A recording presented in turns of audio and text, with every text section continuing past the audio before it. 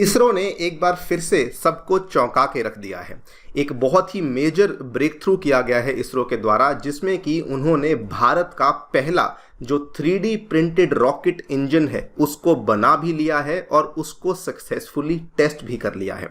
आप लोग यहाँ पे देख पाएंगे, खबर जो है आज मॉर्निंग में ही सामने आई है, ISRO test made in India 3D printed rocket engine. और ये वाला जो परीक्षण है इसको सक्सेसफुली पूरा कर भी लिया गया है। यहाँ पर भी आप देख पाएंगे इसरो ने अपने ट्विटर हैंडल के माध्यम से भी बताया कि in a major design and manufacturing breakthrough ISRO successfully conducted a long duration test. जिस इंजन की हम लोग यहाँ पे बात कर रहे हैं उसका 665 सेकंड का यहाँ पे टेस्ट कंडक्ट किया गया था, जिस पूरे के पूरे इंजन को, जिसकी फोटो आप यहाँ पे देख भी सकते हैं, इसको बेसिकली हमने 3D प्रिंटिंग के माध्यम से तैयार किया था।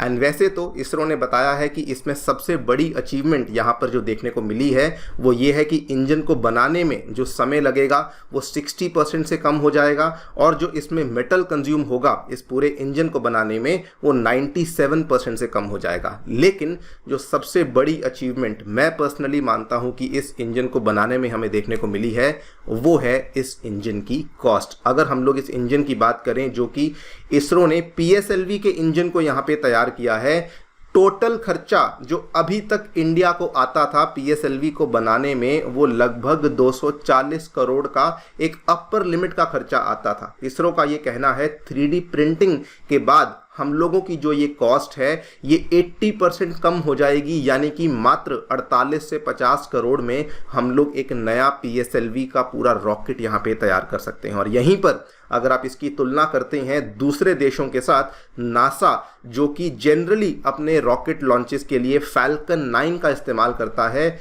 उसमें भी उनको लॉन्च करने में लगभग 550 करोड़ का खर्चा आता है। और ये तो मैं केवल फैल्कन 9 की बात कर रहा हूं। अगर आप नासा का जो दूसरा रॉकेट है जिसको SLS कहा जाता है उसके साथ तुलना करने जाएंगे तो SLS के केस में खर्चा नासा को ऑलमोस्ट 2000 करोड़ के आसपास आता है। तो इसरो ने ना केवल यहां पर एक टेक्नोलॉजिकल ब्रेक थ्रू करके दिखाया है, बल्कि कॉस्ट के माध्यम से देखा जाए तो मात्र 50 करोड़ में इसरो अपनी सैटेलाइट्स को अब बेसिकली लॉन्च कर पाएगा। बात करेंगे दोस्तों इस पूरे टॉपिक के बारे में, क्या हमें यहाँ पे देखने को मिला है, कौन से इंजन की बात हो रही है, कैसे इसको बनाया गया है और क्या क्या इससे भारत को फायदे होने वाले हैं। आइए शुरू करते हैं मेरे साथ। मेरा नाम है अनिरुद्ध। यदि आप लोग हमें फॉलो करना चाहते हैं, हमारे लेक्चर्स के अपडेट्स को प्राप्त करना चाहते हैं तो यहाँ पर दिए गए टेलीग्राम चैनल्स के माध्यम से ऐसा कर सकते हैं।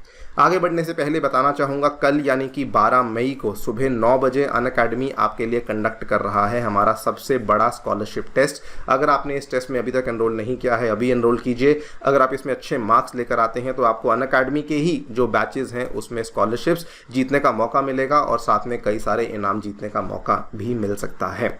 All right, directly coming to the point. So basically ISRO के द्वारा एक बहुत ही बड़ा ब्रेक थ्रू अचीव किया गया है, बिकॉज इन्होंने एक लिक्विड रॉकेट इंजन है जिसको कि 3D प्रिंटिंग के माध्यम से तैयार किया है। इसको अगर हम लोग टेक्निकली बोले हैं तो टेक्निकली एडिटिव मैन्युफैक्चरिंग टेक्नोलॉजी का नाम दिया जाता है। एग्जैक्ट जो टेक्निक इस्तेमाल करी गई है वो laser power bed fusion technique का इस्तेमाल किया गया है, जिसमें कि बेसिकली क्या होता है कि जो मेटल है वो परत दर परत इसको बनाया जाता है और ये परत परत जब बनती रहती है तो आपका पूरा जो फाइनल प्रोडक्ट है वो यहाँ पर तैयार किया जाता है। जिस इंजन की हम लोग बात कर रहे हैं, जिस टेस्ट की हम लोग बात कर रहे हैं, इस टेस्ट को बेसिकली इसरो के द्वारा 665 सेकंड के लिए लगातार कंडक्ट करवाया गया था, जो कि ऑलमोस्ट 10 मिनट्स का टेस्ट है। क्योंकि ऑब्वियसली आप देखिए कि अगर आपका जो इंजन है उसको हीट को यहाँ पर सहने की शक्ति होनी चाहिए, हीट को सहने की कैपेसिटी होनी चाहिए, उसकी टेस्टिंग भी यहाँ पर करी गई थी। और ये क्योंकि सक्सेसफुल टेस्ट हुआ है तो इसरो ने अब बोला है कि इसको हम लोग अपना जो रेगुलर PSLV प्रोग्राम है उसके अंदर इस इंजन को इंडक्ट करने वाले हैं। जिस इंजन की हम लोग बात कर रहे हैं ये PSLV का जो स्टेज 4 का इंजन होता है, PS4 इंजन, उसके लिए बेसिकली इसकी यहाँ पर इसकी डिजाइनिंग करी गई है with the help of 3D printing. आपको बता दूं PSLV आपको मालूम होगा 4 स्टेज लॉन्च व्हीकल है, जिसमें दोस्तों जो पहली स्टेज है वो सॉलिड स्टेज है, दूसरी स्टेज लिक्विड स्टेज है, तीसरी स्टेज सॉलिड स्टेज है, चौथी स्टेज भी लिक्विड स्टेज होती है। तो ये जो चौथी स्टेज का इंजन है जिसको PS4 इंजन कहा जाता है, जिसको अभी तक ट्रेडिशनली मशीनिंग और वेल्डिंग के थ्रू बनाया जाता था, काफ़ी लंबा टाइम कंज्यूमिंग प्रोसेस होता था, उसी इंजन को 3D प्रिंटिंग के माध्यम से यहाँ पर बना दिया गया है। ये वाला इंजन अभी तक हमारी जो इसरो का एक सेंटर है तिरुवनंतपुरम में, लिक्विड प्रोपल्शन सिस्टम सेंटर, इसके द्वारा बनाया जाता था, लेकिन अब इसको प्राइवेट कंपनियों के द्वारा बनाया जा रहा है। इस केस में विप्रो की जो कंपनी है, उनका जो एक विप्रो 3D के नाम से एक सब्सिडरी कंपनी है, उसके माध्यम से बेसिकली इस इंजन को यहाँ पे तैयार किया गया है।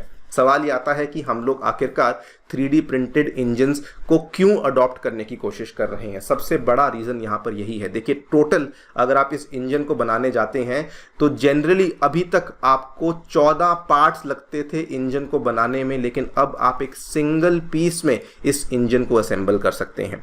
जो पुराना ट्रेडिशनल पारंपरिक इंजन था उसमें कम से कम 19 वेल्ड जॉइंट्स होते थे, क्योंकि अलग अलग पार्ट्स होते थे तो उनको जोड़ना भी पड़ता था। लेकिन अब जो नया डिज़ाइन आया है इसमें कोई भी वेल्डिंग जॉइंट आपको देखने को नहीं मिलता। ऑब्वियसली जब आपके नंबर ऑफ पार्ट्स कम हो जाते हैं, वेल्डिंग जॉइंट्स कम हो जाते हैं, तो जो रॉ मटेरियल का इस्तेमाल हो रहा है पर इंजन, वो भी काफ़ी ज़्यादा गिर जाता है। और जैसा मैंने आपको स्टार्टिंग में बताया, इसको मैन्युफैक्चर करने में जो समय लगता है वो 60% कम हो जाता है। मतलब अगर पुराने वाले इंजन को मैन्युफैक्चर करने में मान लीजिए कि 3 महीने लगते थे, तो इस इंजन को मैन्युफैक्चर करने में मात्र आपके 25 से 30 दिन का टाइम ही लगता है। एंड ऑल्सो जो मेटल कंज्यूम होता है वो आंकड़े तो जान करके काफ़ी हैरानी होगी। कन्वेंशनल मैन्युफैक्चरिंग प्रोसेस में 565 किलोग्राम का मेटल इस्तेमाल होता था, लेकिन अगर आप 3D प्रिंटिंग के माध्यम से उसको मैन्युफैक्चर कर रहे हैं तो मात्र 13.7 किलोग्राम का मेटल पाउडर है जो कि इस्तेमाल होता है। यानी कि बेसिकली 97% की आपको यहाँ पर उसमें कटौती देखने को मिली है। But the best part over here is कि इसरो एक एलीट लिस्ट को ज्वाइन कर चुका है। अभी तक पूरी दुनिया में केवल एक नासा है, अगर मैं सरकारी एजेंसीज की बात कर रहा हूँ, प्राइवेट कंपनीज की बात यहाँ पे नहीं कर रहा हूँ।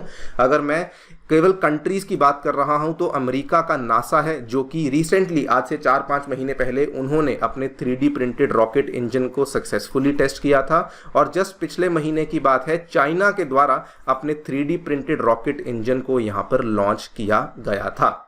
ये तो एक बड़ी अचीवमेंट है ही, लेकिन यहाँ पर जो सबसे बड़ी चौंकाने वाली बात है जिसको लेकर अमेरिका जैसे देश चौंक गए हैं, वो है इसकी कॉस्ट। देखिए, पूरे PSLV की जो कॉस्ट आती है, एक PSLV आपने बना दिया, उसको लॉन्च कर दिया, उसको आप दोबारा इस्तेमाल नहीं कर सकते। सो पूरे PSLV को बनाने में जो अपर लिमिट इंडिया को आती है वो $30 मिलियन के आसपास आती है। मान लीजिए कि 240 करोड़ के आसपास आती है। इसरो के अधिकारियों का कहना है कि 3D प्रिंटिंग करने के बाद इसकी जो कॉस्ट है वो 80% गिर जाएगी, यानी कि मात्र 48 करोड़ पे रह जाएगी। यानी कि 48 से 50 करोड़ के बीच में आप अपना पूरा का पूरा रॉकेट बना लेंगे और अपने पूरे के पूरे रॉकेट को लॉन्च भी कर देंगे। वहीं नासा आज की डेट में फैल्कन 9 रॉकेट का इस्तेमाल करता है, जो कि रीयूजेबल रॉकेट की कैटेगरी में आता है, और इसीलिए उसको 550 करोड़ का खर्चा आता है। अगर नासा रीयूजेबल रॉकेट का इस्तेमाल ना करे और अगर वो अपने ट्रेडिशनल SLS रॉकेट का इस्तेमाल करे, तो वहाँ पर दोस्तों उसको जो खर्चा आता है वो 2000 करोड़ से भी ज़्यादा का खर्चा फेस करना पड़ता है। तो आप अंदाज़ा लगा सकते हैं कि इसरो ने कितनी इकोनॉमिकली अपने इस पूरे के पूरे PSLV, जिसको कि हम लोग डार्क हॉर्स भी बोलते हैं, उस इंजन को यहाँ पर तैयार कर लिया है। खैर, आप लोग क्या सोचते हैं इस पूरी डेवलपमेंट के बारे में, हमें डेफिनेटली बताएं कमेंट सेक्शन में।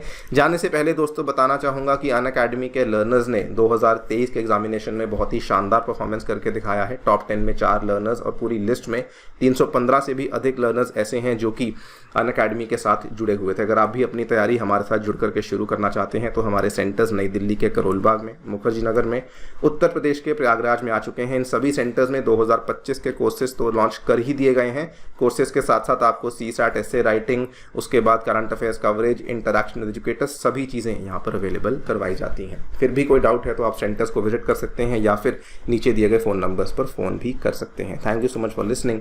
Stay tuned and stay safe.